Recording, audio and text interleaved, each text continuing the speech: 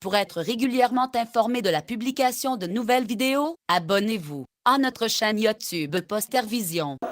On recherche un nystagmus. Bien sûr, de préférable, c'est de le rechercher sous lunettes de Frenzel. C'est des lunettes grossissantes et qui inhibent la fixation des yeux. Donc pourquoi, si on ne met pas de lunettes, lorsqu'on a une atteinte périphérique, le malade présente des nystagmus, lorsqu'il fixe un point, ça tend à inhiber le nystagmus. Donc on peut ne pas le voir.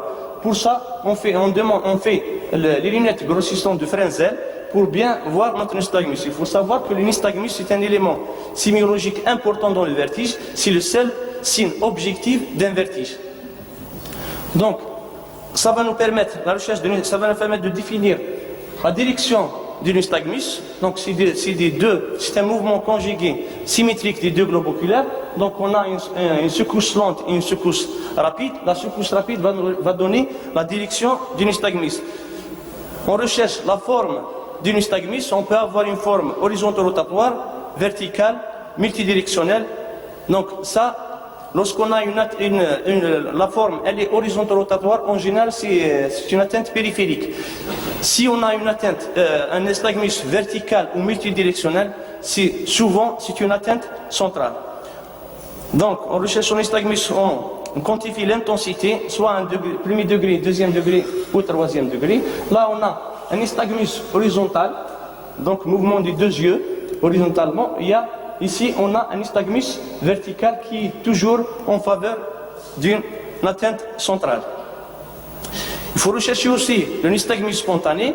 On a le nystagmus physiologique, c'est lorsqu'on demande de malade de fixer un point latéralement, lorsqu'on dépasse 40 degrés, ça provoque un nystagmus qui est physiologique.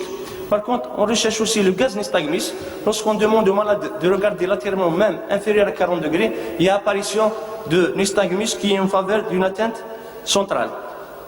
On peut rechercher aussi, si le malade ne présente pas de nystagmus, on peut rechercher des nystagmus provoqués par des manœuvres. Premièrement, par la manœuvre de Dix-Hallpike. Donc, c'est une manœuvre diagnostique dans le vertige paroxystique bénin.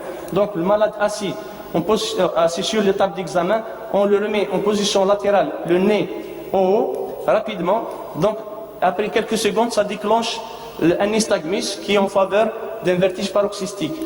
Ensuite, on peut remettre le malade à 180 degrés, de l'autre côté le nez vers le bas, et après quelques secondes, il y a apparition de nystagmus, c'est une manœuvre thérapeutique, donc ça veut dire qu'il y a libération du canal semi-circulaire.